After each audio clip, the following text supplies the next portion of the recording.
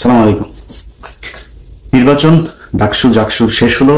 এখন আপনাদেরকে কিছু কথা বলা জরুরি। আসন্ন সংসদ নির্বাচন আছে।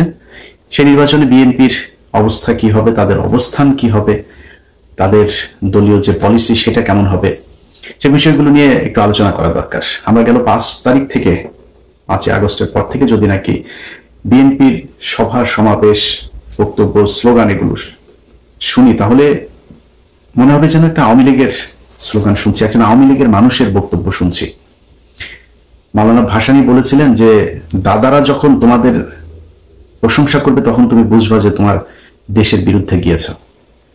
আপনাদেরকে আওয়ামী লীগ এই হেরে যাওয়ার পরে আওয়ামী লীগ যে পরিমাণে অনুশোচনা, যে করুণা দেখাচ্ছে আপনাদের প্রতি, এটাতে বোঝা যাচ্ছে যে আপনারা এই দেশের বিরুদ্ধে অবস্থান নিয়েছেন। আমরা এই ডাকসু নির্বাচনে সরাসরি কোনো দলের পক্ষে যেতে চাই নাই।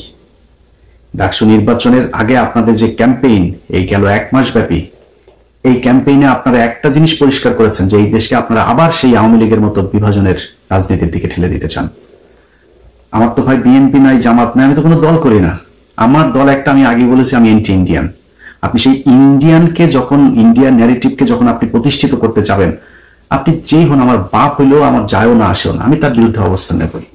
যা মন চায় করতে পারেন, মায়েরা ফেলতে পারেন, যা মনে চায় করেন, কোনো সমস্যা নেই। এই যে নির্বাচনে দেখেছেন না, সাদিকের পক্ষে অবস্থান নিয়েছে শেষ পর্যন্ত। বলি, নির্বাচনটা শেষ হওয়ার পরে আজকে 4-5 দিন হলো, সাদিক কায়েম এখন পর্যন্ত 1 মিনিট সময় পায়নি আমার একটা কল দিতে। এখন আমার এই ভিডিওটা দেখার পরে হয়তো শিবিরের জামাতের অনেকে তাকে হয়তো বলতে পারেন যে তুমি ইলিয়াসকে একটা কল দিতে পারতা।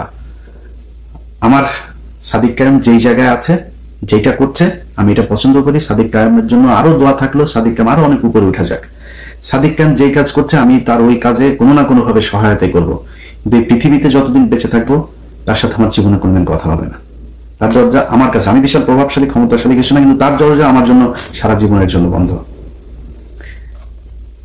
আমি জামাতের কাছ থেকে টাকা পয়সা নিয়ে, শিবিরের কাছ থেকে টাকা পয়সা নিয়ে তারপরে পক্ষে কথা বলিনি। এটা আমার শরীরের, এটা আমার রক্তের মধ্যে, বললেন না যে আমার রক্তের গ্রুপ হচ্ছে ইন্ডিয়া নেগেটিভ। আমার শরীরে আগুন জ্বলতে থাকে এই যে মুক্তিযুদ্ধের পালছাল নিয়ে যখন কিনা কথাবার্তা বলে। এটা ইন্ডিয়া পাকিস্তানের যুদ্ধ, ইন্ডিয়া নিজে স্বীকার করেছে। পাকিস্তানিরা ইন্ডিয়ানদের হাতে লিখে দিয়ে গেছে, আমাদের ওখানে কারোর থাকতে দেওয়া হয় নাই, তারা জাতীয় সঙ্গীত বানিয়ে দিয়ে গেছে। এই দনফোন নিয়ে তারপরে আপনি বিশাল ফিরিতি ভালোবাসা ইস্যু করি আমি এই মুক্তিযুদ্ধের মধ্যে। এটা কোনো মুক্তিযুদ্ধ না, এটা ভারত পাকিস্তান যুদ্ধ, আমাদের এক দেশ থেকে আরেক দেশের হাতে লিখে দিয়ে গিয়েছে। এই 25-24 যে 5 আগস্ট, এটা হচ্ছে আমাদের বিজয় দিবস। আবার যদি সেই পিছনে যাইতে চান, তাহলে বারবার আপনাদের বিরুদ্ধে অবস্থান নেব। এইখান থেকে বের হয়ে আসতে হবে। আপনারা নির্বাচনগুলো থেকে মনে করেছিলাম শেখার চেষ্টা করছেন। নির্বাচনের পরে আপনাদের বড় বড় নেতাদের কিছু বক্তব্য শুনলাম, শুনে যেটা মনে হলো যে আপনারা সামনের নির্বাচনে, আসন্ন নির্বাচনেও আমাদেরকে ঠেলে দিচ্ছেন জামাতের দিকে। যদি এটা হইতে থাকে, সুস্পষ্টভাবে বলে দিচ্ছি, আমরা ঠিক আবার সেখানে চলে যাব। নির্বাচনে হারলেন, বললেন কারচুপি করা হয়েছে। ভাই, আওয়ামী লীগের মতো ডাকাতি করা সম্ভব এখানে। জোর করে যারা মন চায় তারা ডিক্লেয়ার করে দিবেন, ওই পরে মেকানিজম করবেন, সেটা হইতে পারে। ঢাকা বিশ্ববিদ্যালয় কিংবা বাংলাদেশের কোনো বিশ্ববিদ্যালয়ে ভোট কারচুপি করা সম্ভব না। ডাকাতি করে নিয়ে নিতে পারে, রেজাল্ট নিয়ে নিতে পারেন, ভোট মানুষ দিবে, যারটা সেই দিবে, এটা ঠেকানো সম্ভব না। ইভেন আওয়ামী লীগের সময় এটা সম্ভব হয়নি। সবাই ভোট দিয়েছে, পরে যায় তাদের মতো করে একটা রেজাল্ট তারা বলে দিয়েছে। এখন কারচুপি করে তারপর কথা বলে আপনারা সরে গেলেন। যদি কারচুপি হইতো, তাইলে ছাত্র শিবিরের চাইতে ছাত্র দলের বেশি শক্তি, পুলিশের শক্তি এগুলি বেশি না? ওই ব্রাহ্মণবাড়িয়া থানার ওসি তিনি পোস্ট করেছেন ছাত্র দলের পক্ষে ফেসবুকে, একটা ফেসবুক পোস্টে দেখলাম। আপনাদের লোকজন তো বেশি, জামাতের লোকজন তো কম, আপনাদের সাথে পারতো না। আরেকটা হচ্ছে আওয়ামী লীগের লোকজন নাকি, চান্দা আব্বাস ভাই বলেছেন, চান্দা আব্বাস বলে যে আওয়ামী লীগের, ছাত্রলীগের সবাই নাকি শিবিরকে ভোট দিয়েছে। চান্দা আব্বাস ভাই, ছাত্রলীগের লোকজন যদি শিবিরে ভোট দিত, তাহলে জগন্নাথ হলের মধ্যে 1200-র উপরে ভোট আবিদ আর মাত্র 10টা ভোট সাদিক পেত না। এটা প্রমাণ করে যে এই দাদারা এখনো পর্যন্ত সেই আওয়ামী লীগের দিকেই তাকিয়ে আছে, এবং আওয়ামী লীগ আপনাদেরকে পছন্দ করেছে বলেই তাদের ছাত্র সংগঠন আপনাদেরকে ভোট দিয়েছে। দাদারা এবং ছাত্রলীগের সবার ভোট আপনারা পেয়েছেন। এই যা ভোট আপনারা পেয়েছেন, এটা মাত্র ছাত্র দলের সক্রিয় কিছু লোকজন আছে, আর দাদারা আর আওয়ামী লীগ, এই ভোটগুলি আপনাদের ভিপি আর জিএস প্রার্থীরা পেয়েছেন। কেন এরকম হইল? সেটার জন্য আপনারা এই দুইটা কারণ খুঁজে পেয়েছেন। আসল কারণ সেটা না। 5 তারিখের আগে ছাত্রলীগ এই বিশ্ববিদ্যালয়গুলোতে এমন কিছু নাই যেটা করে নাই, সেই একই কাজ আপনারাও করেন নাই। আপনাদের ছাত্র সংগঠন সেই একই কাজ করেছে যেটা ছাত্রলীগ করত। এই জন্য তো এতগুলো মানুষ মারা যায় নাই। এই দেশের ছাত্র সমাজ, সাধারণ মানুষ আগের রাজনীতি সহ্য করবে না। ছাত্র শিবির কি করেছে? তারা যখন দেখেছে যে তাদের এখানে থাকা সম্ভব না, তারা গুপ্ত রাজনীতির কৌশল বেছে নিয়েছে। তারা সেই হলে থেকেছে, ছাত্রলীগের পাশে থেকে থেকে তারা সেখানকার রাস্তাঘাট, অলি গলি, রাজনীতির ধরন, ছাত্রদের মনোভাব সবকিছু তারা বুঝেছে। বুঝে তারপরে 5 তারিখের পর তারা ছাত্রদের জন্য বাস, ছাত্রদের জন্য পানির ট্যাপ, ছাত্রদের আবাসনের সুযোগ সুবিধা, ব্যক্তিগত সমস্যা, পারিবারিক সমস্যা কার কি আছে, এই সমস্যা সমাধানের চেষ্টা করেছে। বিভিন্ন জায়গায় গুরুত্বপূর্ণ পদে তাদের লোকজনকে বসানোর চেষ্টা করেছে। আপনাদের ছাত্র সংগঠন কি করেছে জানেন? টিএসসির চায়ের দোকান, শাহবাগের ফুলের দোকান, ওইদিকে নিউ মার্কেটের ফুটপাতের দোকানপাট, এগুলো থেকে চান্দা নেওয়ায় ব্যস্ত ছিল। কে কত খাবে সেটা থেকে। আপনাদের এই ছাত্রদেরকে দেখভালের জন্য আপনাদের যাকে দায়িত্ব দিয়েছেন মহামান্য তারেক রহমান সাহেব, তিনি এবং তিনার পুলিশ কর্মকর্তা স্ত্রী মিলে যে লুটপাট করেছে তারেক রহমান, আপনার সেই আগের আরেক গিয়াসউদ্দিন আল মামুন আপনার আশপাশে অনেকগুলো জড়ো হয়ে গিয়েছে। তার রেজাল্ট আপনারা এই ডাকসুতে পেয়েছেন। এখন যদি আপনারা মনে করেন যে না, আমরা তো এই ইয়ে করেছে, কি বলে, কারচুপি আর ইয়ের কারণে আপনারা হেরে গিয়েছেন, এটা যদি মনে করে তারপরে ওইভাবেই যদি সামনে নির্বাচনে যেতে চান, তাহলে ভুল করবেন। আপনাদের যে বয়ান এখন আপনারা শুরু করেছেন আওয়ামী লীগের মতো মুক্তিযুদ্ধ কেন্দ্রিক দুই দিকে বিভক্ত করে তারপরে আপনারা ক্ষমতায় চলে আসবেন, ওই ট্যাবলেট বাংলাদেশের মানুষ আর খাবে না। ভারতের বিরোধিতা করে জিতা যায় না, এটা এতদিন ধরে এই যে এক ন্যারেটিভ আপনারা বলতেন না, এই ন্যারেটিভ বাংলাদেশে আর চলবে না। এটা প্রমাণ হয়ে গিয়েছে ডাকসুতে। সরাসরি ভারতের বিরুদ্ধে অবস্থান নিয়ে আমরা বলেই দিয়েছি। পাকিস্তানের প্রার্থী বলেছে আমি সাদিক কায়েমকে, খুব খারাপ লাগে, খুব কষ্ট লাগে। পাকিস্তানি স্বীকার করলো, অনেকে এটা নিয়ে আবার ওনাদের গ্রুপ ওনাদের ভেতরে আবার খুব ই করে কত সাহস, কত কিছু বললো। আমাদের মা বোনেদের 2 লক্ষ মা বোনকে তোর মারে পাকিস্তানিরা লাগিয়েছে রে, তোর মারে ইয়ে টেস্ট আন, তোর কোন কোন মাকে বোনকে কার কার আওয়ামী লীগের কার কার মা বোনকে ধরে নিয়ে তারপরে ই করছে নিয়ে আয়।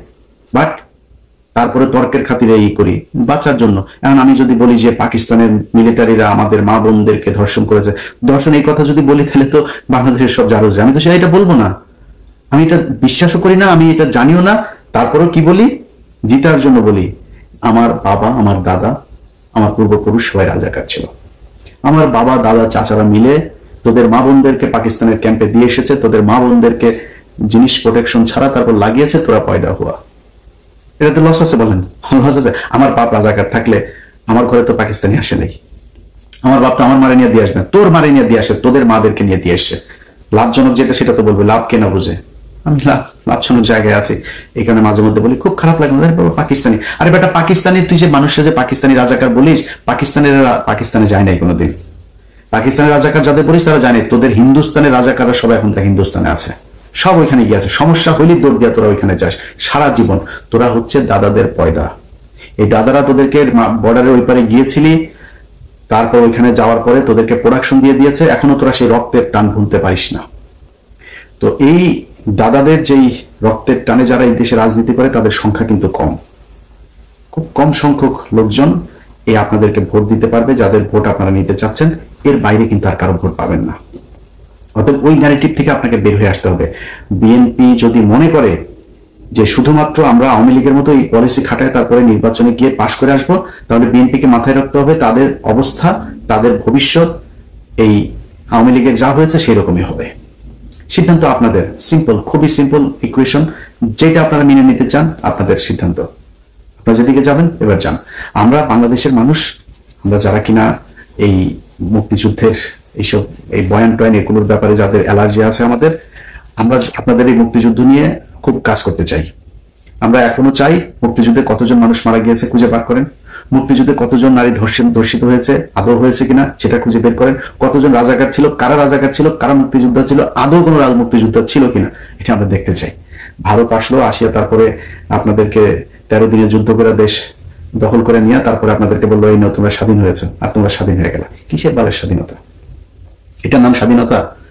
একজন রাজনীতিবিদকে উঠায় নিয়ে চলে যায়, ট্রাইব্যুনালে সাক্ষী দিতে এসে সাক্ষীরে উঠায় নিয়ে চলে যায় ইন্ডিয়াতে, গুম করা হয়, খুন করা হয়, ভারতীয় বাহিনী সরাসরি এসে এই দেশে কিলিং করে দেওয়া যায়। এটার নাম বালের স্বাধীনতা? এরকম স্বাধীনতা হিসু করি। তোদের কাছে এটা স্বাধীনতা মনে হইতে পারে, কারণ তোরা তো দাদাদের তোদের তো পয়দা করে দিছে, তোদের মাদেরকে লাগায় তারপরে তোদের পয়দা করে দিছে, এই জন্য তোরা মনে করিস তোদের জন্য ওইটাই তোদের দেশ। আমার দেশ তো ওইটা না, আমি পাকিস্তানিও না, হিন্দুস্তানিও না, আমি বাংলাদেশ চাই। যেই কারণে বাংলাদেশের পক্ষে কথা বলি। কোনো দেশের, আমার যদি এখন কোনো সমস্যা হয়, জাপানের সাথে আমেরিকার সমস্যা ছিল না, জাপানের সাথে এখন সবচেয়ে মিত্র দেশ হয়েছে জাপান। আর পাকিস্তানের সাথে আমার সমস্যা ছিল, পাকিস্তানের সাথে আমরা আলাদা হয়ে গিয়েছি। পাকিস্তানের কাছ থেকে আমার এখন সুবিধা পেলে আমি নিব, পাকিস্তান আমার কাছ থেকে সুবিধা পাইলে নিবে। পাকিস্তান আর বাংলাদেশ দুই দেশের মানুষ মিলেও যদি কান্নাকাটি করে, তাও কোনোদিন এই দুই দেশ এক হবে না। এরা কথায় কথায় পাকিস্তানি, এইসব গাঁজাখুরি আলাপ বন্ধ করতে হবে। আপনাদের মূল দল যেটা আছে, সেই দলের ডাকসু তো গেলই, তো ছাত্রদল তো তাও সেইভাবে ঢাকা বিশ্ববিদ্যালয়ের পোলাপানের কাছ থেকে তো চাঁদা টান্দা নিতে পারে না। কিন্তু জাতীয় নির্বাচনে আপনাদের মূল বয়স্ক শয়তান যেগুলো আছে, সেগুলো তো ইয়েতে যাবে, ওই নির্বাচনে অংশ নিবে। তারা সারা বাংলাদেশে এমন এক চাঁদাবাজের রাজত্ব তৈরি করেছে, এগুলো আমরা বললে আপনাদের কাছে খারাপ লাগবে, আমাদেরকে মনে হবে আমরা পাকিস্তানের লোক বলে তারপরে ট্যাগ দেওয়ার চেষ্টা করবেন। বাট এই ডিজাস্টার আসার আগে কথাগুলি একটু মাথায় রাখেন। যারা 2 দিনের এখন বিএনপি দাবি করে চামচামো করে, তারা আপনাদের বিপদের দিনে থাকবে না। আমাদের মুখ থেকে কোনোদিন জিয়াউর রহমান, তারেক রহমান, খালেদা জিয়া, তাদেরকে না খারাপ সময় কোনোদিন খারাপ কথা বের হয়নি, তাদের মুখ থেকে বের হয়েছে। নাকে খত দিয়েছে, খত দিয়ে আওয়ামী লীগে যুক্ত হয়েছে, আবার আমরা যাইনি। আজকে যারা দৌড় দিয়ে গিয়ে চেয়ার নিয়ে বসেছে, তারা দেশে যাইতো, আসতো, বিদেশে থেকেও তাদের সমস্যা হয়নি। কিন্তু আমরা কথাগুলি বলছি আপনাদের ভালোর জন্য। যদি মনে করেন নেয়ার মতো নিয়ে সেভাবে চলেন।